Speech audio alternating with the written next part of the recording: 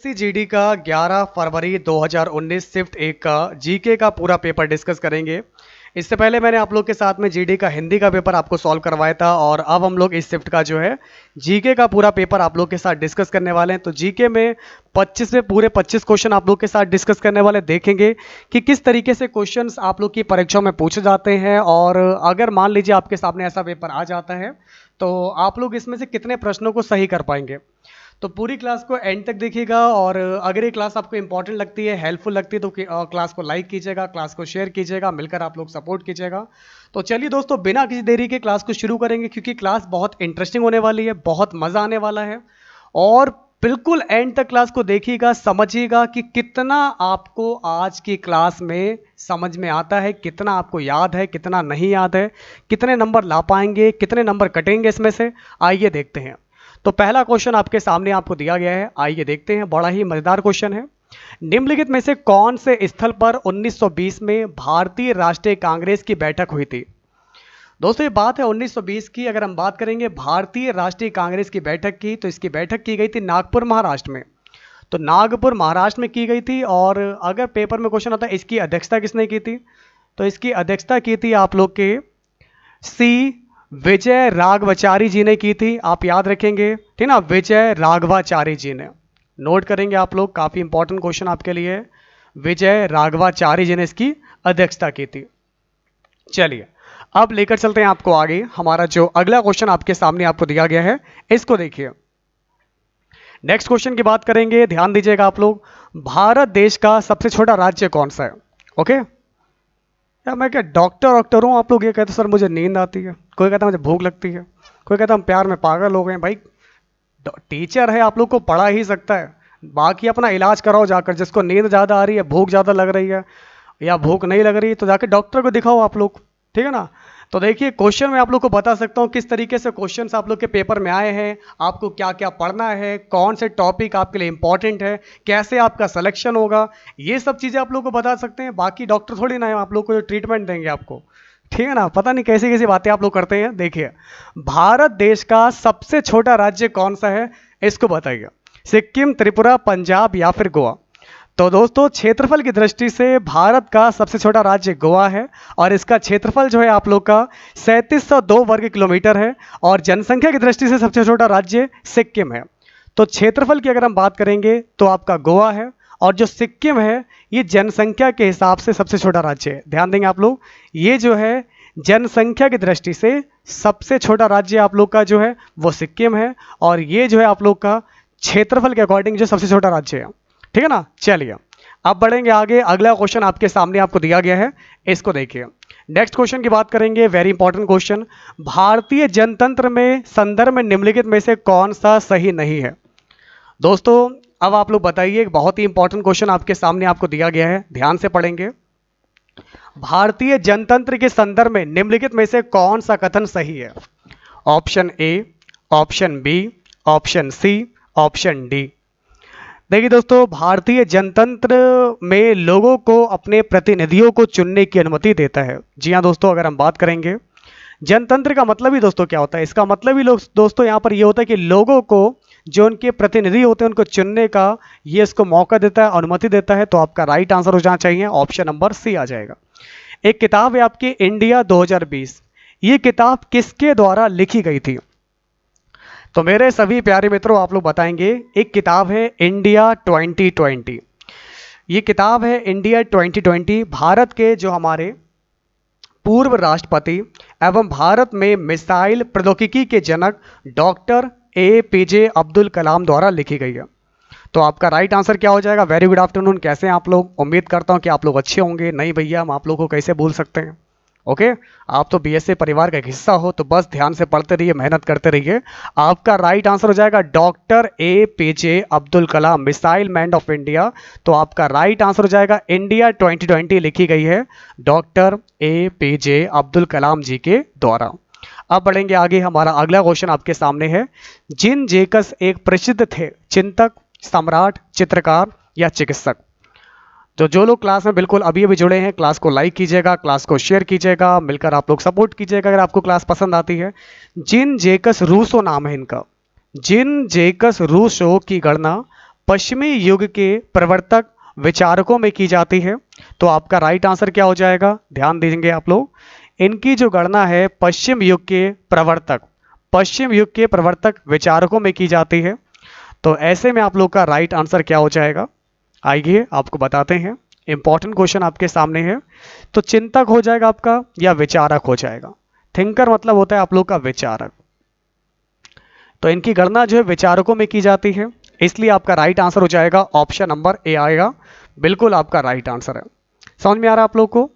चलिए अब हम बढ़ेंगे आगे। हमारा जो नेक्स्ट क्वेश्चन आप लोग के सामने आपको दिया गया है, चलिए आप लोग बताइए दोस्तों, किसको लाइट ऑफ एशिया, एशिया का जो है लाइट या लैंप बोला जाता है के रूप में जाना जाता है, किसको? तो लाइट ऑफ एशिया किसको कहते हैं? आपको पता होगा गौतम बुद्ध जी को एशिया की लाइट, एशिया की ज्योति या लाइट ऑफ एशिया के रूप में जाना जाता है और उन्हें बौद्ध धर्म का प्रवर्तक कहा जाता है, गौतम बुद्ध जी को। तो दोस्तों लाइट ऑफ एशिया कौन है? लाइट ऑफ एशिया है आपके गौतम बुद्ध जी। ठीक है ना? ओके खान जी, अगला क्वेश्चन आपके सामने आपको दिया गया है, इसको बताइए। नेक्स्ट क्वेश्चन आपके सामने आपको क्या दिया गया है, चलिए बताइए। पत्तियों में मौजूद हरा रंग किस नाम से जाना जाता है? अब आपको दोस्तों पता होगा जो पत्तियों में जो हरा रंग होता है वो किसकी उपस्थिति के कारण होता है। अगर हम बात करेंगे दोस्तों, और पेड़ की अगर हम पत्तियों की दोस्तों अगर हम बात करेंगे यहाँ से, ओके ना, तो पेड़ की जो पत्तियां होती हैं यहाँ पर, इसमें जो आप लोग का हरा रंग होता है, ये इसमें दोस्तों यहाँ पर किसकी वजह से होता है, ये आप लोग को बताना है। तो चलिए आपको बता दें, पत्तियों मौजूद जो इसमें हरा रंग होता है ये होता है हरित लवक के कारण।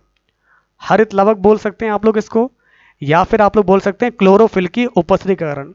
क्लोरोफिल की उपस्थिति के कारण पत्तियों का रंग हरा होता है। और जो पत्तियों में ये हल्के हल्के जो छिद्र होते हैं इसको बोलते हैं रंध्र बोलते हैं। इन छिद्रों को बोलते हैं रंध्र, यानी कि स्टोमेटा बोला जाता है। ओके ना? फोटोसिंथेसिस की प्रोसेस में ये सब चीजें आप लोगों को पता होनी चाहिए। फोटोसिंथेसिस यानी कि प्रकाश संश्लेषण।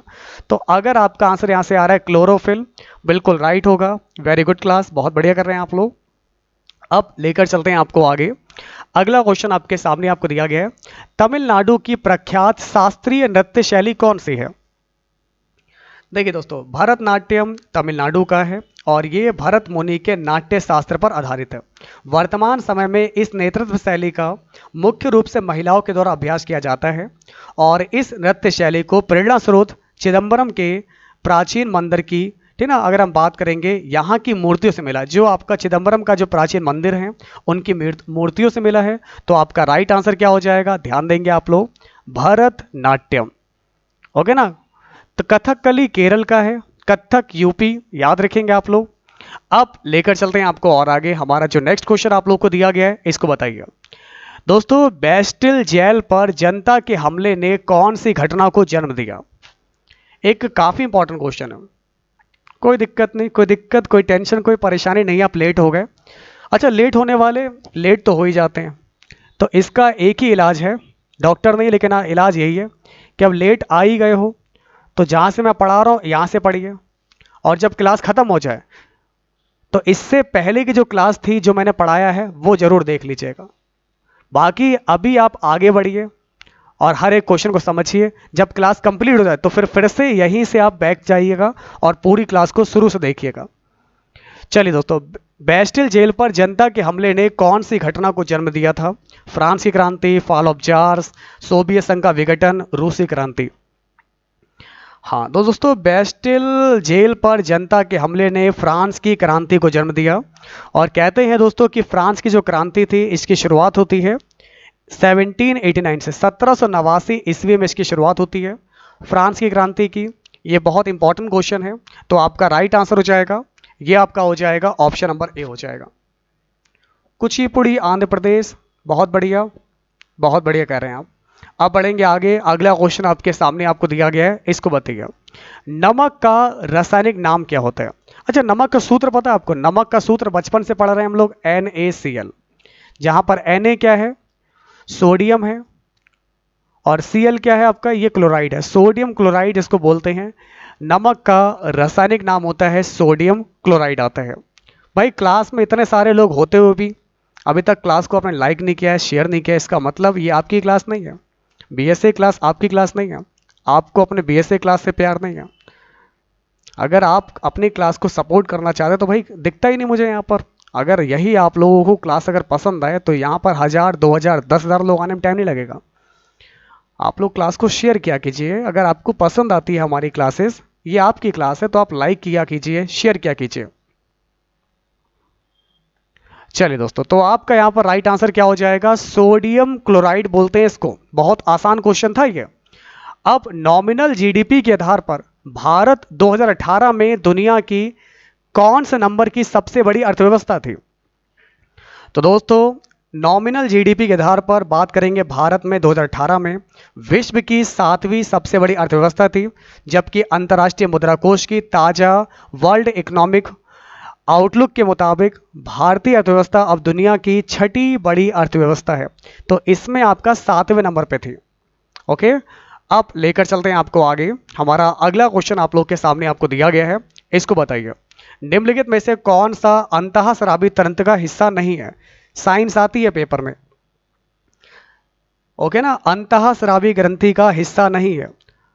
तो लार जो ग्रंथि है, लार, यह अंतःस्रावी तंत्र का हिस्सा नहीं है। यह जो है बहिस्रावी ग्रंथि का हिस्सा है। जो लार है यह आपका किसका हिस्सा है? बहिस्रावी, बहिर्स्रावी ग्रंथि का हिस्सा है। समझ में आ रहा है आप लोग को? चलिए, अब ले चलते हैं आपको आगे। हमारा अगला क्वेश्चन आपके सामने आपको दिया गया है, इसको देखिए। डीएनए की फुल फॉर्म देखिए। डीएनए की अगर हम बात करेंगे, ओके, डीएनए का नाम सुन गए यहाँ पर, उसकी याद आती है अक्षय कुमार हीरो की। तो डीएनए की बात करें, फुल फॉर्म क्या है? D oxy ribo nucleic acid. आपने पढ़ा होगा यहाँ से, डीएनए हो गया, आरएनए हो गया, ये फुल फॉर्म आप लोग को याद होंगी। तो D oxy ribo nucleic acid, okay, D oxy ribo nucleic acid, ये दिया गया आपको, D oxy ribo nucleic acid. Option number आपका सी वाला बिल्कुल राइट हो जाएगा।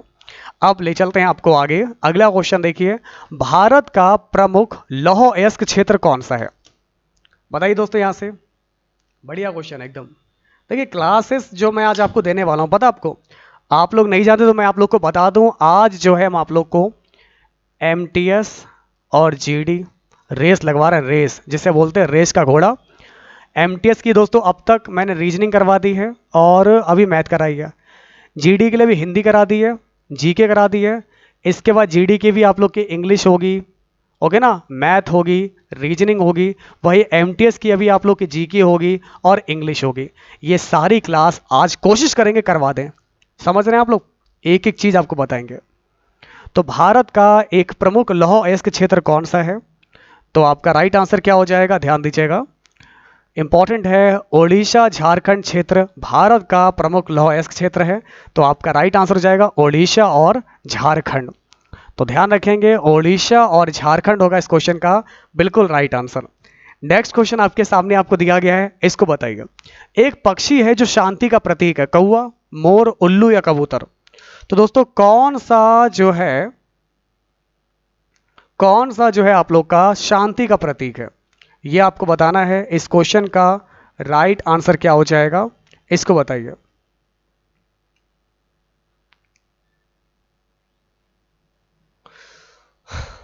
देखिए, अगर हम यहां पर इस क्वेश्चन की बात करते हैं तो आपका सही जवाब क्या होगा? शांति का प्रतीक जो यहां पर दिया गया, कबूतर। कबूतर यानी कि पीजन, ये पक्षी है, यह शांति का प्रतीक माना जाता है और यह संपूर्ण विश्व में पाया जाने वाला पक्षी है। यह एक नियत तापी उड़ने वाला पक्षी है। कपोत भी बोलते हैं इसको, यहां से दुग्ध उत्पन्न करता है ये। तो आपका राइट आंसर हो जाएगा कबूतर। ओके, चलिए दोस्तों, नेक्स्ट क्वेश्चन की बात करेंगे। हमारा अगला क्वेश्चन आपके सामने आपको दिया गया है, इसको बताइए। जीएसटी की फुल फॉर्म क्या होती है? सबसे पहले फ्रांस में लागू किया गया था, भारत में असम में किया गया था। ओके, तो जीएसटी की फुल फॉर्म क्या है ये आपको बताना है, goods and service tax. Okay, GST की फुल फॉर्म क्या है? Goods and service tax. आपका राइट आंसर हो जाएगा ऑप्शन नंबर ए होगा इस क्वेश्चन का बिल्कुल राइट आंसर। नेक्स्ट क्वेश्चन की बात करेंगे दोस्तों, आप लोग का अगला क्वेश्चन दिया गया है, इसमें से नर्मदा नदी मध्य प्रदेश में कहां से निकलती है?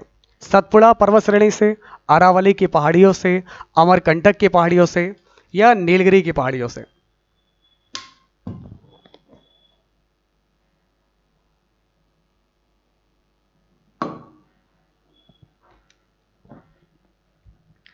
तो दोस्तों नर्मदा नदी मध्य प्रदेश में अमरकंटक की पहाड़ियों से निकलती है। नर्मदा नदी जो है हमारी ये मध्य प्रदेश में अमरकंटक की पहाड़ियों से निकलती है और यह भारतीय उपमहाद्वीप की 5वीं सबसे लंबी नदी है। यह गोदावरी कृष्णा नदी के बाद भारत के अंदर बहने वाली तीसरी सबसे लंबी नदी है। मध्य प्रदेश राज्य में इसका विशालतम योगदान होने के कारण इसे मध्य प्रदेश के जीवन रेखा भी कहते हैं। तो जिनका भी आंसर यहाँ से आ रहा है अमरकंटक की पहाड़ियाँ, बिल्कुल राइट हो जाएगा।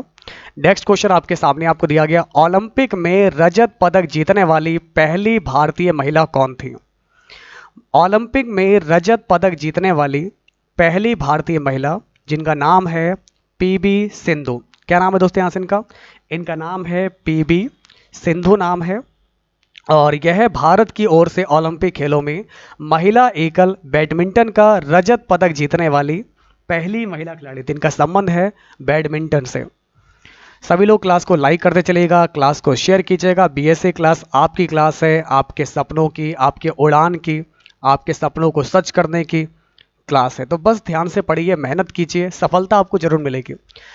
मानव शरीर की सबसे लंबी हड्डी कौन सी होती है?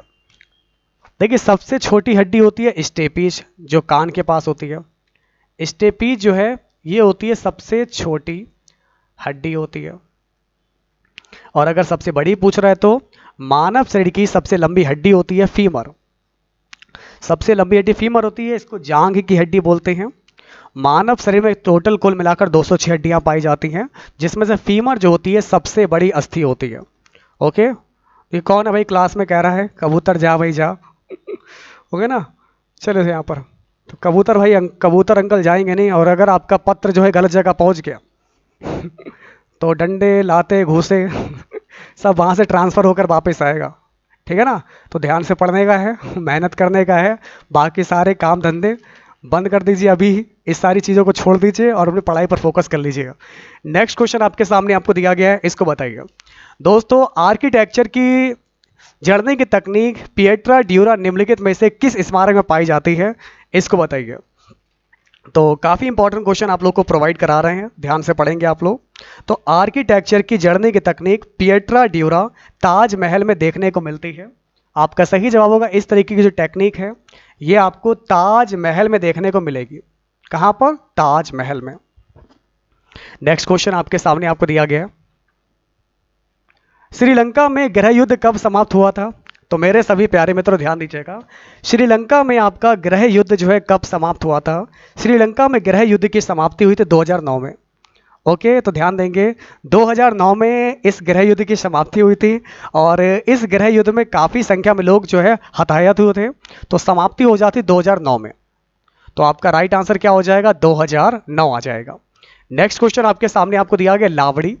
लावड़ी कौन सा राज्य का लोक नृत्य है? तो दोस्तों चलिए मेरे प्यारे मित्रों आप लोग बताइए, अगर हम बात करेंगे लावड़ी की तो लावड़ी महाराष्ट्र का है। लावड़ी और तमाशा, एक तो लावड़ी है और एक यहाँ का तमाशा है, ये दोनों आप लोग के महाराष्ट्र के हैं। ओके, यह महाराष्ट्र राज्य की लोक नाट्य शैली तमाशा का अभिन्न अंग है। ये तमाशा का ही अभिन्न अंग है, ध्यान से पढ़िएगा आप लोग। इसे जो है आज इसे महाराष्ट्र में सबसे लोकप्रिय और सबसे प्रसिद्ध लोक नृत्य शैली में जाना जाता है। ओके, तो आपका यहाँ पर राइट आंसर क्या हो जाएगा? तो ये हो जाएगा आपका महाराष्ट्र हो जाएगा। अब लेकर चलते हैं आपको आगे। हमारा जो नेक्स्ट क्वेश्चन आप लोग के सामने आपको दिया गया है, इसको बताइए, इंग्लिश चैनल तैरकर पार करने वाली पहली भारतीय महिला कौन है? तो साथियों सभी लोग यहाँ पर ध्यान देंगे, वेरी इंपॉर्टेंट दोस्तों, ध्यान दीजिएगा। इंग्लिश चैनल तैरकर पार करने वाली पहली भारतीय महिला कौन है? आरती शाह, शिवानी कटारिया, सानिया मिर्जा, शिखा टंडन। चलिए बताइए। 23 क्वेश्चन पर आ चुके हैं और 25 ही क्वेश्चन आते हैं पेपर में। मैथ नहीं आती है, सिखा तो रहा हूँ आपको, आप डेली क्लास में आइए, तो आप रेगुलर स्टूडेंट तो बनिए, रेगुलर क्लास को अटेंड कीजिए और जितनी मैंने पहले क्लासेस पढ़ाई हैं, जो मैंने फॉर्मूले पढ़ाए हैं, जो कॉन्सेप्ट सिखाए उसको याद करिए। मैथ में कॉन्सेप्ट की बात है, कॉन्सेप्ट जितना आप लोग लंबे समय तक याद रख सकते हैं, क्वेश्चन लगा सकते हैं बस। और कॉन्सेप्ट याद नहीं होते हैं, प्रैक्टिस ज़्यादा होगी तो सब कुछ लर्न रहता है आपको। तो आपका राइट आंसर हो जाएगा आरती शाह। ओके, चलिए मैं आपको बता दूं, आरती शाह इंग्लिश चैनल तैरकर पार करने वाली पहली भारतीय महिला है और उन्होंने यह कारनामा 1959 ईस्वी में किया था। 1959 ईस्वी में यह कारनामा इन्होंने किया था, आरती शाह ने। अब लेकर चलते हैं आपको आगे। अगला क्वेश्चन आपके सामने आपको दिया गया है, इसको बताइए। भारतीय अर्थव्यवस्था का प्राथमिक क्षेत्र कौन सा है? कृषि। भैया हमें आगे पढ़ने की आवश्यकता है, सब कुछ आता है ना आपको। तो कृषि, खेती, वानिकी, खनन, मत्स्य पालन। तो कृषि हो गया, वानिकी हो गया, और खुदाई हो गई, खनन हो गया, खनन, और मत्स्य पालन हो गया, मत्स्य पालन। ये सब किस में आता है? ये सब आता है प्राइमरी सेक्टर में आता है। ये सब हमारा किस में आता है? ये सब हमारा प्राइमरी सेक्टर में आता है। समझ में आ रहा है आप लोग को? और ये है दोस्तों आज का हमारा लास्ट क्वेश्चन 25 नंबर। सोवियत संघ ये किस वर्ष में टूटा था? सोवियत संघ की बात करेंगे, ये आपका किस वर्ष में टूटा था? जैसे कि अगर मैं बताऊं आप लोग को, USSR, ध्यान दीजिएगा आप लोग यहाँ से, सोवियत संघ USSR का विघटन जो है 1991 में हुआ था। आप लोग इस बात को बिल्कुल याद रखिएगा, बहुत ही इंपॉर्टेंट क्वेश्चन है आपके लिए। तो सोवियत संघ USSR का विघटन जो है 1991 ईस्वी में हुआ था, आप इसको याद रखेंगे। तो दोस्तों कमेंट करके मुझे आज बताइएगा आप लोग, जितने भी लोग क्लास में आज आए हो, कि आज आपके 25 में से 25 नंबर किसके आए। ये लोग मुझे अपना नाम लिखकर बताएंगे। और आज क्लास में किसके जो है 20+ नंबर आए हैं जीके में। आप लोगों में से किस किसके जो है भाई साहब जीके में जो है किस किसके जो है यहाँ पर 20+ क्वेश्चन राइट हुए हैं। ओके, तो क्लास कैसे लगी दोस्तों? यहाँ पर मज़ा आ गया ना आज आपको पढ़ते हुए? अच्छा, जीके को भी अगर हम लोग ध्यान से पढ़े और कम से कम अगर हमें जीके के जो है 15-20 क्वेश्चन मिल जाए पढ़े हुए, मज़ा आ जाता है दोस्तों यहाँ पर। तो कैसे लगी क्लास? अगर ये क्लास आपको अच्छी लगी हो तो वीडियो को लाइक करिएगा, आप लोग क्लास को शेयर कीजिएगा, और इसकी PDF फाइल, जो क्लास में आज नए आए हुए हैं, इसकी PDF फाइल आप लोग को टेलीग्राम पर देने वाले हैं। तो टेलीग्राम पर हमारा नाम है BSA ट्रिकी क्लासेस। जो लोग नए हैं वो टेलीग्राम को ज्वाइन कर लीजिएगा। और टेलीग्राम पर अब 34,886 लोग जुड़ चुके हैं, जिनमें से सब कुछ आप ही लोग हैं, आपका ही प्यार है, और सारी PDF फाइल आपको यहीं पर मिलेगी। तो मैंने PDF फाइल शेयर कर दी है, आप लोग जाकर PDF फाइल को डाउनलोड कर लीजिए। टेलीग्राम का लिंक आपको वीडियो के नीचे डिस्क्रिप्शन दिया गया है। तो यहीं पर सारी क्लासेस, PDF फाइल, सब कुछ आप लोग को टेलीग्राम पर ही मिलता है। तो टेलीग्राम को ज्वाइन जरूर कर लीजिएगा। तो इसी के साथ आज के लिए इतना ही रखते हैं, हम मिलेंगे आप लोगों से आपके नेक्स्ट क्लास में। तब तक के लिए दोस्तों नमस्कार, जय हिंद, वंदे मातरम।